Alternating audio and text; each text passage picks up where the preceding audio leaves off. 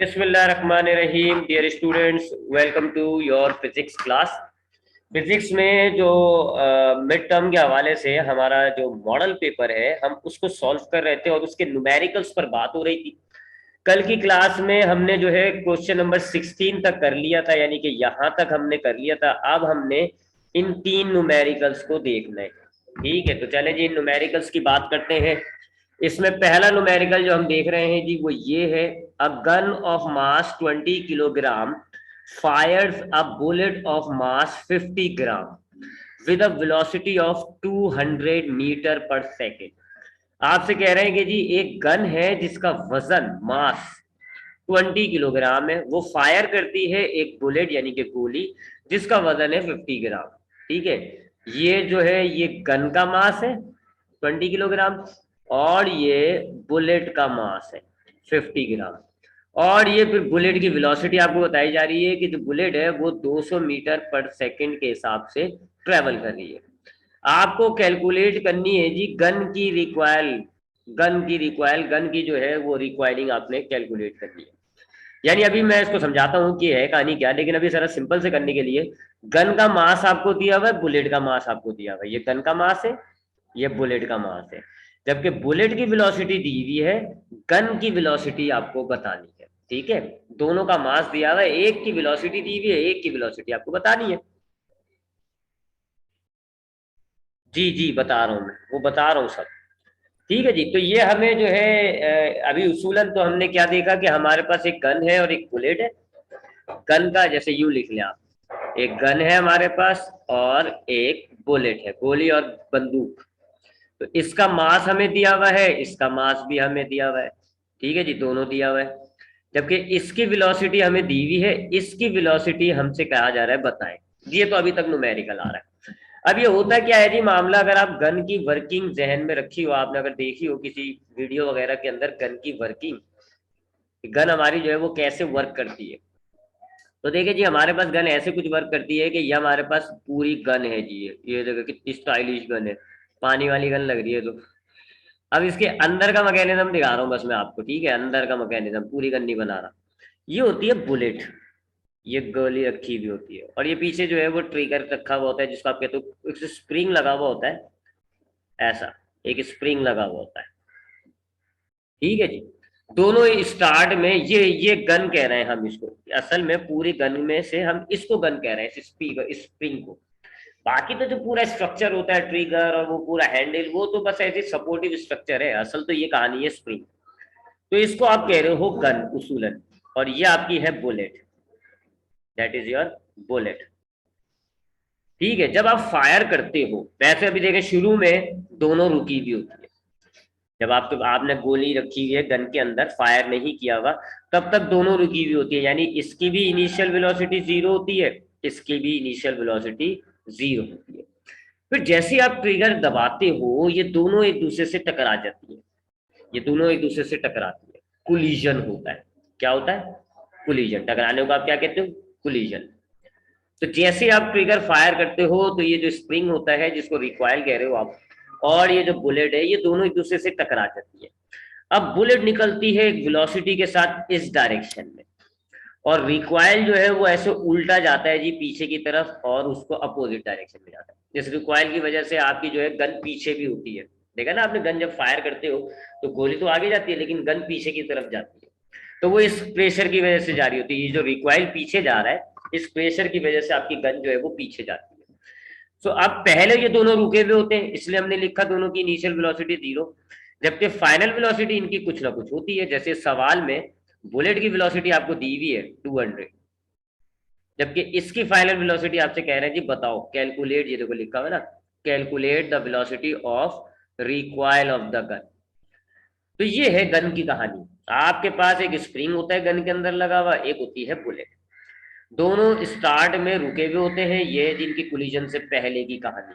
Initially collision से पहले ये दोनों रुके हुए होते हैं, इनिशियल जीरो हो गई। फिर इनमें कोलिजन होता है, कोलिजन की वजह से ये दोनों मोशन में आ जाती है, और ये जो आपकी बुलेट है ये एक जानिब जाती है, जबकि रिकॉइल जो है वो अपोजिट डायरेक्शन में जाता है। तो ये हो गया आफ्टर कोलिजन।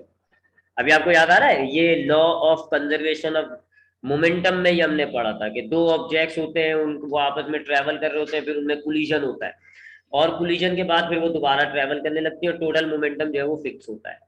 तो ये लॉ ऑफ कंजर्वेशन वाली कहानी हो जाती है, क्योंकि यहाँ पर देखें ये कोलिजन से पहले है ये मामला, ये हो गया बिफोर कोलिजन, ठीक है जी, फिर ये कोलिजन हुआ और फिर ये आफ्टर कोलिजन, ठीक है जी। तो अब उसकी इक्वेशन अगर आपको याद हो, m1u1 plus m2u2 equals to m1v1 plus m2v2, ये उसकी इक्वेशन होती है।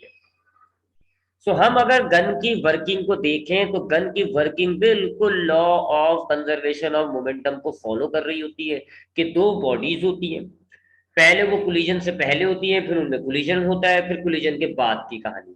कोलिजन से पहले क्या है जी मामला, ये देखें लिखा हुआ, ये लिखा हुआ बिफोर कोलिजन। बिफोर कोलिजन क्या है जी, दोनों रुकी हुई होती है, दोनों की वेलोसिटी जीरो, जबकि आफ्टर कोलिजन इन दोनों की कुछ ना कुछ वेलोसिटी होती है। अब ये जो स्टेटमेंट होती है इसमें m1 m2 से मुराद होता है दोनों बॉडीज में से एक का मास दूसरे का मास। ये जो u होती हैं u, ये असल में इनिशियल वेलोसिटीज होती है, यानी वही कोलिजन से पहले, जो कि इससे इस सिचुएशन में क्या है, दोनों जीरो, देख लो। और ये जो v होती है v1 और v2, ये दोनों की फाइनल वेलोसिटीज होती है, यानी कोलिजन के बाद, जो कि ये रही, ठीक। सो ये थोड़ा सा कॉम्प्लिकेट न्यूमेरिकल रहेगा आपके लिए, क्योंकि ये न्यूमेरिकल जो है वो आपने मेरे ख्याल में करा नहीं है पहले। तो अब हम इस सिचुएशन को सबको जो है वो अब हम डेटा की फॉर्म में लिखते हैं। ये तो मैंने आपको सारी सिचुएशन बताई, अब हम जरा इसको डेटा की फॉर्म में लिखते हैं, ठीक है जी। चलें, जब हम इसको डेटा की फॉर्म में लिखते हैं जी, सबसे पहले हम डेटा की हेडिंग डालेंगे, यहाँ हम गन का डेटा लिखेंगे या हम बुलेट का डेटा लिख लेते हैं, ठीक है, ऐसे दो हिस्सों में डेटा बनाएंगे। गन को आप कह लो ये पहली बॉडी है, तो इसके मास को आप कहोगे m1, और बुलेट जो है ये आपकी दूसरी ऑब्जेक्ट हो जाता है, इसको आप कहोगे m2, ठीक है जी। तो गन का मास आप सवाल पढ़ लें, अ gun of mass 20 kilogram, gun का मास आपको दिया हुआ है 20 kg, जबकि बुलेट का मास आपको दिया हुआ है 50 ग्राम। तो बुलेट के मास को आप m2 से डिनोट करोगे और ये होगा 50 ग्राम। अच्छा, अब इसका यूनिट सही नहीं है, 1000 से हम इसको डिवाइड करेंगे, ये हो जाएगा 0.012305, और अब ये आ गया किलोग्राम, ठीक है। तो ये कन्वर्जन कर लिया आपके यहाँ। गन को हम कह रहे हैं पहली बॉडी है, बुलेट को हम कह रहे हैं दूसरी बॉडी है, दोनों का मास हमने लिख दिया, एक का m1 हो गया, एक का m2।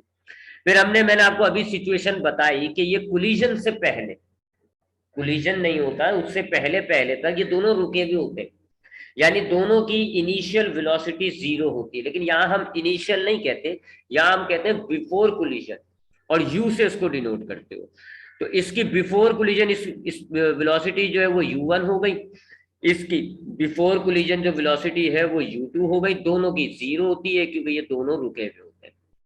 तो ये याद रख लिएगा, u से मुराद यहाँ हम इनिशियल फाइनल नहीं करते, यहाँ हम कहते हैं बिफोर कोलिजन आफ्टर कोलिजन। तो बिफोर कोलिजन वाली वेलोसिटी को हम u कहेंगे और आफ्टर कोलिजन वाली वेलोसिटी को हम v कहेंगे। तो इसलिए मैंने बिफोर कोलिजन दोनों की जीरो लिखी है, क्योंकि कोलिजन से पहले ये दोनों रुके हुए, जबकि आफ्टर कोलिजन की जो वेलोसिटी है वो इसकी हो जाएगी v1, इसकी हो जाएगी v2। बुलेट की स्पीड तो आपको दी हुई है जी, लिख लेते हैं 200 मीटर पर सेकेंड, जबकि गन की हमें स्पीड बतानी है, यानी ये कैलकुलेट करना है। इस न्यूमेरिकल में बस सिर्फ डेटा ही मुश्किल है, ये जो डेटा है ना ये ही मुश्किल है, बाकी न्यूमेरिकल की सोल्यूशन आसान है। तो दोबारा देख लिएगा, मैंने जो है एक ऑब्जेक्ट मेरे पास गन है, एक ऑब्जेक्ट मेरे पास बुलेट है। गन को मैंने कह दिया फर्स्ट बॉडी, इसकी तमाम क्वांटिटी को मैंने 1 लिखा है। बुलेट को मैंने कह दिया दूसरी ऑब्जेक्ट है ये, मैंने इसकी तमाम क्वांटिटी को 2 लिखा है। सबसे पहले हमने इनका मास लिखा, फिर बिफोर कोलिजन जो वेलोसिटी होती है उसको हम u कहते हैं, तो हमने u लिख के दोनों को जीरो कर दिया क्योंकि रुकी भी होती है, और आफ्टर कोलिजन वेलोसिटी v कहा जाता है। चलें जब हम सॉल्व करते हैं, इसकी इक्वेशन क्या है, m1 u1 plus m2 u2 equals to m1 v1 plus m2 v2। अब हम वैल्यूज डालेंगे जी, एक एक करके देखते जाएं, वैल्यूज डालें तो m1 हमारे पास है 20, मल्टीप्लाई बाय U1 हमारे पास है 0, ये हो गया M1 U1। फिर है प्लस, अब M2 U2 बनाना है। M2 करेक्टेड मास वाला लेंगे जी हम 0.05 मल्टीप्लाई बाय U2 आपके पास है 0, इक्वल का साइन। अब M1 V1 बनाना है तो M1 आपके पास हो गया 20, जबकि V1 आपको नहीं पता, वो आपको मालूम करना है, लिहाजा उसको आप V1 ही लिखें। प्लस अब M2 V2 बनाना है तो M2 आपके पास है 0.05 मल्टीप्लाई बाय V2 आपके पास है 200। ये आपने वैल्यूज डाल दी। अब सॉल्व करेंगे जी, ये तो जीरो हो जाएगा जी, जीरो से तो कोई भी मल्टीप्लाई होता है जीरो हो जाता है, ये भी जीरो हो जाएगा, ये हो जाएगा 20V1 प्लस, अब इन दोनों वैल्यूज को हम मल्टीप्लाई करते हैं,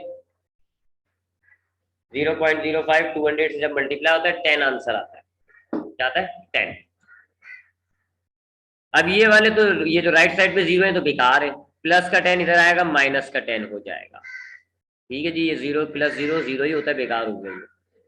20V1, अब ये 20 मल्टीप्लाई हो रहा है, इसको 10 के पास लेकर आएंगे, डिवाइड हो जाएगा, और जब आप इन दोनों को डिवाइड करेंगे तो V1 आपके पास आएगा -0.5 मीटर पर सेकेंड।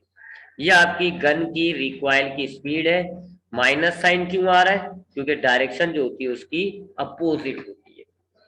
तो ये न्यूमेरिकल जरा नोट डाउन कर लीजिएगा, ये न्यूमेरिकल वैसे भी और आगे आगे की जो हायर क्लासेस होती है इंटर वगैरह में भी ये न्यूमेरिकल इंपॉर्टेंट होता है। ठीक है जी, आगे बढ़ते हैं।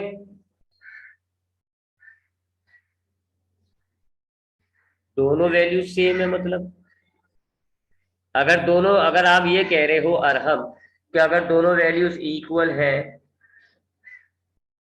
एक मिनट जरा रुकिएगा।